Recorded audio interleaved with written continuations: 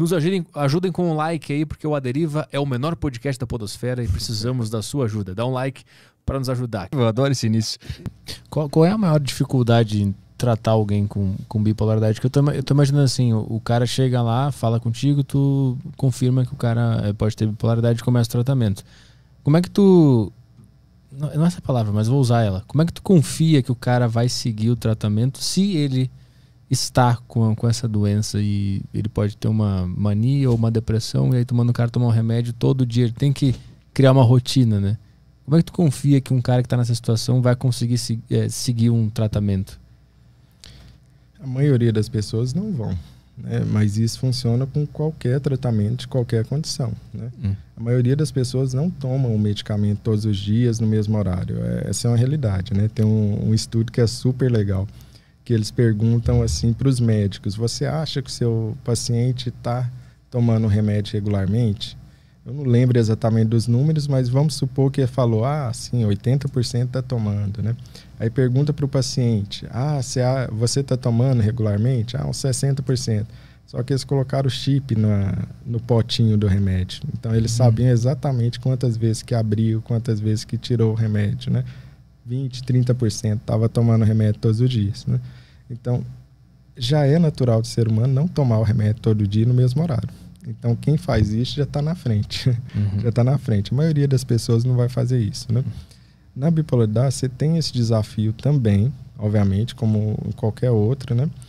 E você tem um processo de negação do diagnóstico, porque a maioria das pessoas, não são todas, não aceitam isso, né? Você tem bipolaridade. Será que é mesmo? Será que não?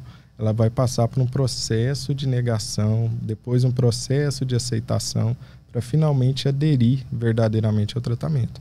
Na maioria das vezes isso não vai acontecer de uma só vez. É um processo, é um trabalho contínuo. E que, inclusive, a psicologia ajuda muito nesse momento, que é a terapia, né, com o psicólogo. O psicólogo pode ajudar demais nesse processo de aceitação e de adesão ao tratamento, que muitas vezes não é simples e não é rápido. Às vezes vai demorar anos até chegar nesse processo de adesão.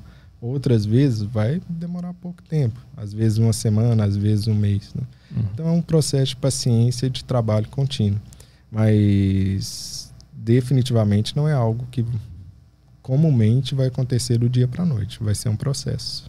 Quais são as principais características que alguém está ouvindo isso aqui agora e pode estar pensando, será que eu tenho isso, será que eu não tenho? Ou tem alguma coisa atrapalhando na vida dela, ela não consegue entender o que é e está ouvindo o nosso papo e está achando que pode ser isso. O que a pessoa tem que ficar atenta para saber se pode ou não sei, se é procurar uma ajuda?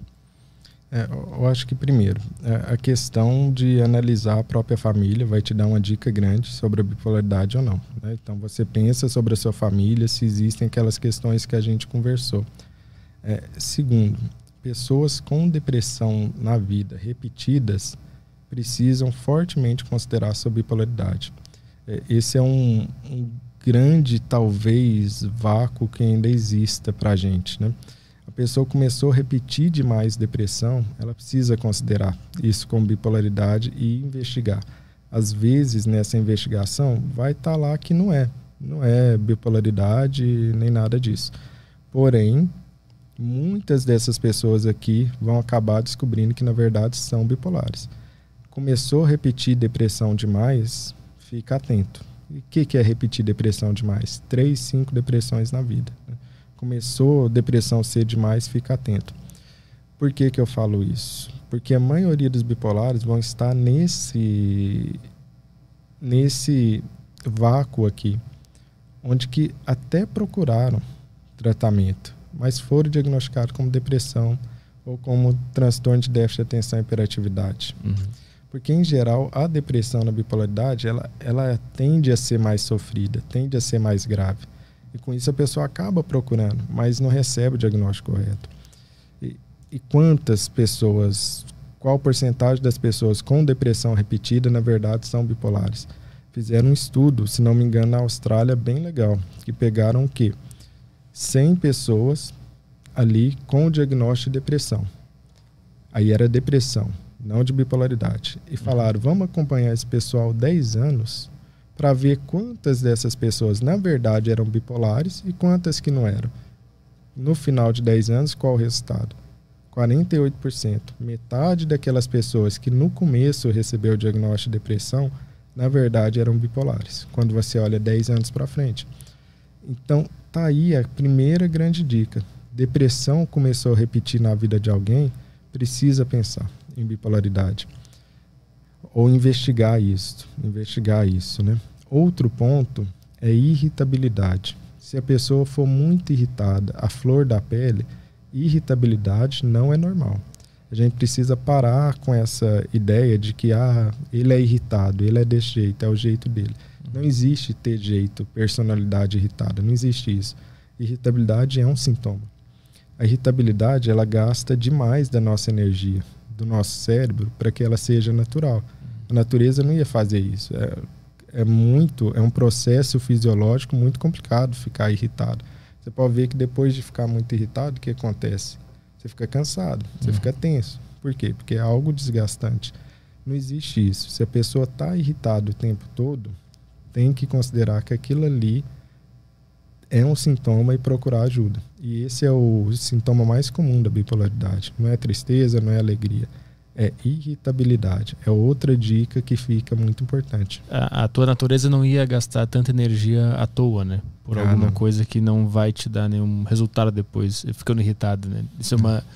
Irritação é uma coisa estranha, né? Porque qual é o objetivo da irritação? Ela existe por algum motivo dentro da gente, né? Se defender do que, eu não sei. Mas ela acontece em momentos que não precisaria gastar toda aquela energia, né? É isso? Exatamente, exatamente.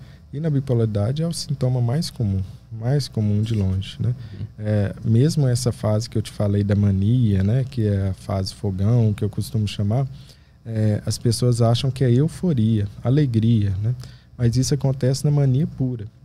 Quando você vê a mania mista, que já é um detalhe, o que acontece? A pessoa está agitada, está inquieta, está falando muito, mas ela está irritada, agressiva, hostil.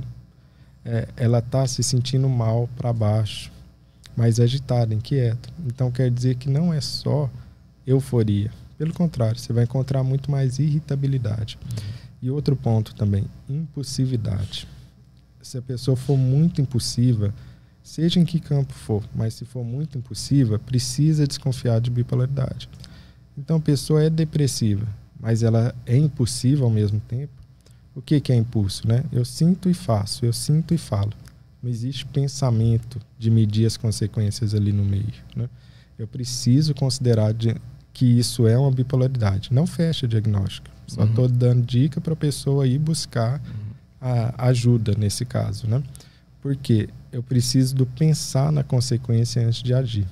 Se eu penso e já faço, se eu penso e já falo, tem algo acontecendo aqui. Essa impulsividade está muito aumentada. Eu preciso pensar o que está acontecendo. Só acontece na bipolaridade? Não. Transtorno de déficit de atenção e hiperatividade tem impulsividade aumentada também.